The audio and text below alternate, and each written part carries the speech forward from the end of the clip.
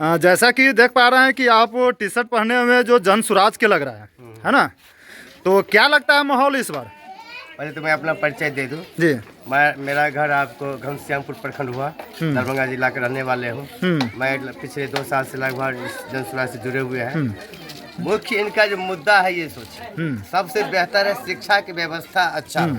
शिक्षा की व्यवस्था अच्छा हो मतलब ये नहीं कि स्कूल लोग जाते हैं पढ़ने के लिए, खेल कूद के लिए नहीं। मास्टर साहब से पढ़ाने के लिए जाते हैं, अटेंडेंस बना के लिए नहीं जाते, ये हम लोग की विधि नहीं है। शिक्षा का मतलब है हम लोग प्रखंड स्तर पे आपको नेतरहाट की सुविधा देंगे, जिसमें क्वालिफाइड टीचर भी रहेंगे और बच्चे भी उसमें पढ़ेंगे, जिसमें आपको 15 साल तक दिया गया है लगभग विद्यार्थी की पढ़ाई लिखाई कपड़ा लता जो उनका रहन सहन खेल कूद की सारी प्रखंड स्तर पर नेतरहाट की जो सुविधा है पहला प्राथमिकता है शिक्षा के लिए।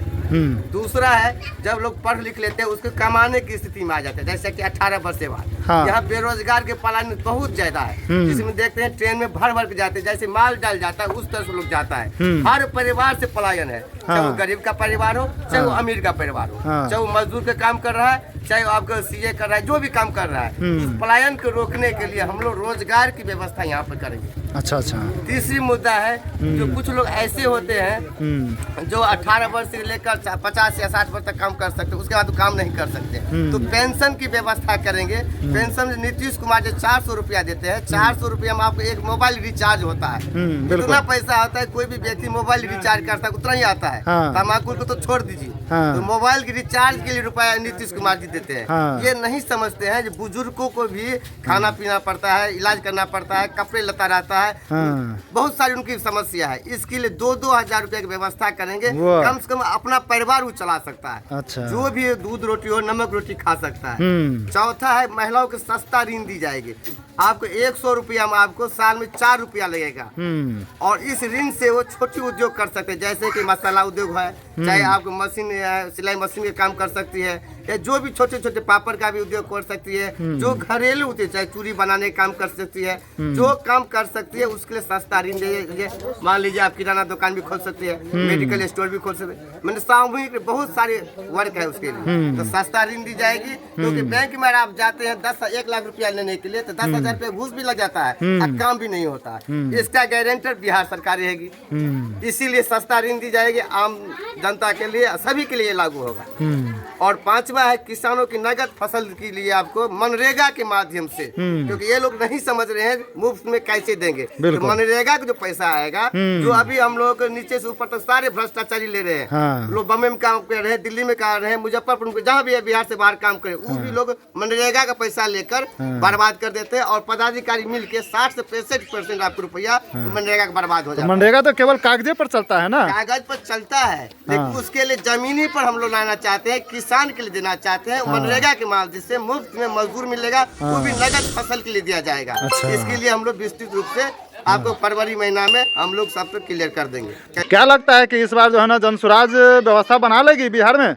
व्यवस्था नहीं, हम लोग सरकार बनाने के लिए नहीं है, पहले ये दिमाग में लगा लीजिए, हम लोग सरकार बनाने के लिए व्यवस्था परिवर्तन के लिए हम लोग आए हैं। अच्छा। ये जितनी मुद्दा है हर आम जनता हर परिवार से जुड़ा हुआ चीज है, ये सब के लिए जरूरी है। इसके बाद भी अगर जनता नहीं समझ रहा है इसके लिए हम लोग नहीं कर सकते। अच्छा, एक चीज बताइए, आपके एक सभा में हम गए हुए थे इमामगंज, ठीक है, जहाँ पे एक भूतपूर्व विधायक जी जो अनाउंसमेंट कर रहे थे, उसका वीडियो है मेरे पास, तो उसने ये बतला रहे थे कि बिहार का लाल आने वाले समय में प्रधानमंत्री बनेंगे, है ना, जो प्रशांत जी के नाम भी उन्होंने लिए। तो क्या लगता है कि ये वहाँ तक जाएंगे क्या? हम लोग सिर्फ बिहार बदलने के लिए अभी आए हैं, बिहार के बारे में सोच रहे हैं, प्रधानमंत्री के बारे में दूसरा स्टेप उसके लिए हम लोग नहीं जानकारी दे सकते। बिहार बदलेगी, बिहार एक निडिल है जो पूरा देश को घुमा सकता है। अगर बिहार हम जीत जाएंगे तो बगल में यूपी जीत जाएंगे, बगल में जितना बिहार एक ऐसा केंद्र बन जाएगा, हो सकता है आने वाले समय में प्रधानमंत्री के दावेदार होंगे, कौन होंगे वो भी नहीं बता पाएंगे। अब ये निश्चित है हम लोग चीफ मिनिस्टर के भी दावेदार नहीं कर सकते, प्रशांत किशोर जी होंगे, कोई भी व्यक्ति ऐसे होंगे सबसे शिक्षित होंगे, योग्य होंगे, पढ़े लिखे होंगे, किसी भी समाज से होंगे वही होंगे बिहार, लेकिन बिहार के ही होंगे, अन्य राज्य के नहीं होंगे। एक चीज बतलाइए कि यहाँ बिहार में जो जाति पात जो चल रही है, तो इसको क्या लगता है कि प्रशांत जी तोड़ सकेंगे? देखिए जाति पात है ही नहीं, पहले आप दिमाग में लेकर ले, जाति पात दिमाग में घुसा दिया है, नस में घुसा दिया लोग, जाति पात कहाँ है? आप मान लीजिए यादव समाज से ले लीजिए, यादव समाज में ये आता है आपको, जो आप यादव सिर्फ लालू प्रसाद के बेटे ही क्यों रहेंगे, और यादव समाज है ना, सिर्फ यादव समाज अगर यादव की ही वोट देंगे तो और लोग जो वोट करते तो गलत वोट करते हैं, उनको तो मान लीजिए यादव से सब वोट करते हैं, उनका तो फेल हो जाएगा। मान लीजिए पासवान टोल है, पासवान ही रहेंगे मंत्री, आज तक पासवान के बारे में कोई सोचा है?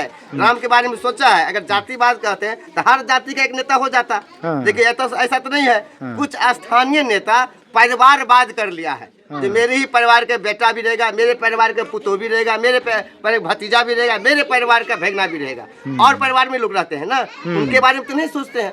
वही परिवारवाद को हम लोग खत्म कर देंगे। रामगढ़ में ये कर रहे हैं, किला तोड़ के रहेंगे, रामगढ़ का किला तोड़ देंगे इस बार हम लोग। चलिए बहुत बहुत बढ़िया। अच्छा एक चीज़ बताइए कि यहाँ जो और भी पार्टी लोग हैं और पहले से उनका जो है ना ये गढ़ है, तो क्या लगता है कि लोग उस परिवर्तन से बाहर आएंगे? बहुत सारे लोग परिवर्तन के लिए बाहर, खास करके हमारे नवयुवक है ये बाहर आ रहे हैं, और महिला भी, उनकी समस्या काफी है, पढ़ाई की समस्या है, शिक्षा की समस्या, घरेलू समस्या, उनके सड़क है, नाला, काफी समस्या है। इस समस्या से उठ कर वो जन स्वराज को वोट करेंगे, हमें विश्वास है इसके ऊपर उठ के लोग वोट करेंगे, और यहाँ की जनता के लिए हम लोग धन्यवाद देते हैं कि उस पर उठ के वोट करेंगे। जितना चीज आप बोले हैं तो ये लोग ऐसा नहीं ना कि ठगी के शिकार हो जाएंगे, जो है ना बोलने के लिए कुछ और धरातल पर कार्य मतलब कुछ और, ऐसा तो नहीं होने वाला है ना? हम लोग सिर्फ जागरूक कर रहे हैं, जनता को समझा रहे हैं एक वोट का वैल्यू क्या है आप समझिए। आपके एक वोट से कोई भी व्यक्ति मुख्यमंत्री बन सकता है, कोई भी व्यक्ति प्रधानमंत्री बन सकता है। इस वैल्यूएशन के लिए हम लोग